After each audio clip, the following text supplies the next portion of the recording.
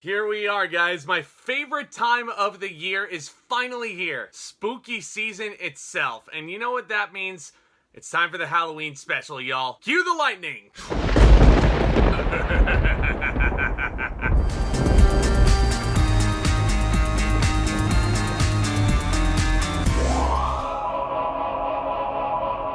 I gotta calm down. But guys, welcome back to my channel. I love discussing all brand new things, movies, and entertainment on the regular. And throughout this entire month of October, I have assembled a list of 13, yes, count them, 13 scary movies that we'll be talking about throughout this entire month. And if you guys want to stay up to date with what those movies are, do consider subscribing to the channel, and do me a favor, hit that thumbs up button if you enjoy what you see today. But let's waste no further time, because the first one, you already see the title, you already know what it is, you saw the thumbnail. We're looking at the classic Scream from 1996, directed by the one and only Wes Craven. But you know the drill. This is the movie that really reinvented the wheel on the slasher genre, because it manages to be funny, clever, and scary all at once. All as this maniac wielding this kitchen knife, wearing a ghost face mask, stalks high school students in middle-class suburbia. And as you're aware, the victims aren't always the ones you'd expect. So there's a reason why I selected this movie to be the first one on this year's countdown.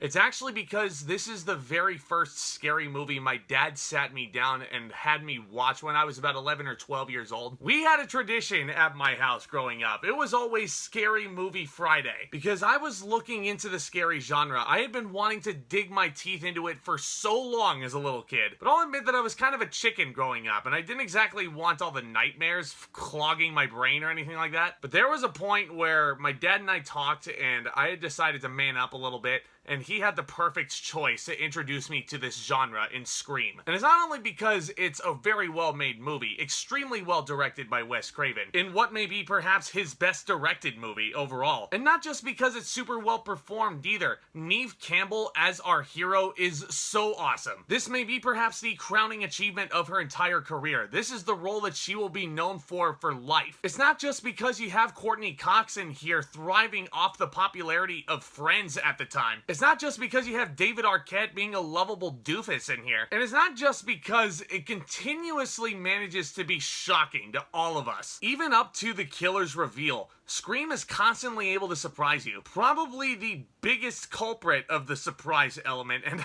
I'll never forget the first time I saw this. It was with Drew Barrymore, that opening scene. I loved E.T. growing up, and I recognized Drew Barrymore in here. And you know how that scene wraps up. Drew Barrymore, who was a huge star at the time, 1996, her face is written all over the advertising for this movie as well. So people were expecting, okay, Drew Barrymore's just gonna be the hero. But then Wes Craven pulls a complete Hitchcockian swerve on us and kills her off right away. Like, at least with Psycho, we got half of a movie of Janet Leigh here. Drew Barrymore doesn't even get through the first act. And then sitting there watching it as a young kid, I was like, well, now what? Like, you could just roll credits here and have it be a short film and it would probably be fine. But no, the movie gets even better as fingers are starting to point between this main group of friends here about who this killer could possibly be. It only becomes more interesting to watch. And you gotta credit not just Wes Craven's direction around this. Kevin Williamson's screenplay always manages to keep you guessing. Even though on a rewatch, the culprit is incredibly obvious, and the script very cleverly is saying sometimes it's the most obvious culprit that ends up actually being the one who does it, it always still manages to unsettle you and keep you on your toes. This is why Scream, to me, doesn't have as much of a rewatchability factor as some of these other ones, because honestly, that first time watch, I'll never forget it. I was always just, I was white-knuckled gripping my chair, just wondering what the hell was gonna happen next. And every time I've rewatched this thing, it never really captures the same magic for me. But that doesn't mean that it's not a damn good movie, because it absolutely is. This may be Wes Craven's best movie he's ever put out. Certainly one of the best performances of David Arquette's career. Neve Campbell, iconic here. But the reason why Scream, I think, is the perfect first movie for me to introduce me to this whole amazing genre of film, it kind of satirizes and makes fun of the tropes in the horror genre,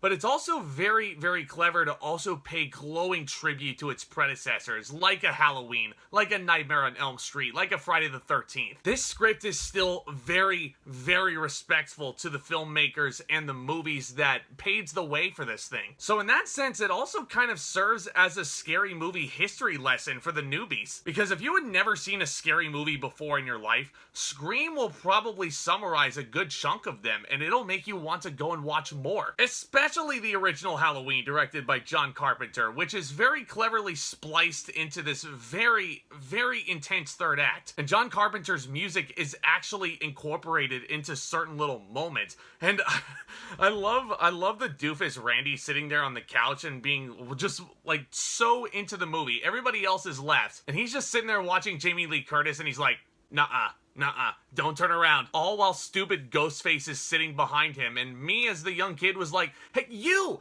don't turn around. So yeah, that's pretty much why Scream is as special as it is to me, because it's not just the first movie that I saw in this whole genre, and it introduced me to a whole new world. And Dad, if you're watching this, thank you for showing me this movie when I was growing up, because this is a very smart move. He showed me a movie that if I were to never watch a scary movie again, this would give me a good taste as to what that genre was like altogether, and at least I can say that I tried it. But because I loved the movie so much, I went and watched the original Halloween. I went and watched Nightmare on Elm Street. It never feels derivative of those other films either. It always feels like its own weird satirical creation, which is also incredibly scary. I love the fact that they chose this Ghostface mask to be the persona of the killer, because it's a creepy looking Halloween mask first and foremost. It's definitely a more expensive version of whatever Michael Myers was wearing back in the 70s. But again, that's what makes a mask wearer terrifying. You don't really know what he's thinking as he's doing these horrible things. It's expressionless. It just stays stagnant as he's stabbing Drew Barrymore, as he's going through and like slicing and dicing these students. Oh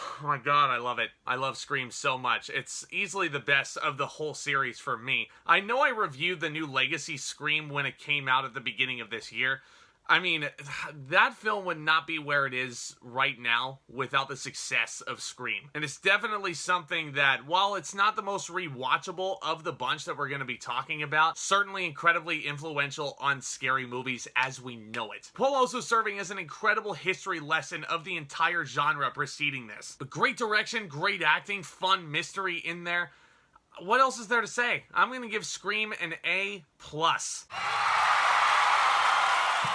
If you're not watching this during the Halloween season, what the heck are you guys even doing? Let me know what you guys think of Scream all down there in the nifty comments section below. What were your memories when you first saw this movie? Did you see it back in 1996 in the theaters? I believe this came out in the summer of 1996, and then I wouldn't come along into this world until like 6 months later or something like that. So obviously I don't have any theater memories, but maybe you guys do if you're watching. If you're a new viewer, one more reminder to smash that subscribe button and hit that notification bell right next door. That way you don't miss a second more of the action on this playlist or on any of my other videos coming out. And once again, do me one last favor, hit that thumbs up on your way out. That is tremendously, tremendously helpful to the success of this channel and the community that we've all grown together. And I'm so excited to announce that my next entry into this playlist is actually a follow-up to last year's playlist. We're going to be looking at The Bride of Frankenstein, a movie that came out in the early 1930s and is a movie that still holds up to this very day. Can't wait to talk about that and much, much more. I cannot wait to reveal the rest of my playlist this year. Y'all are the best, guys. Thank you all so very much again for tuning in. And with all that being said, Back Talk, commence!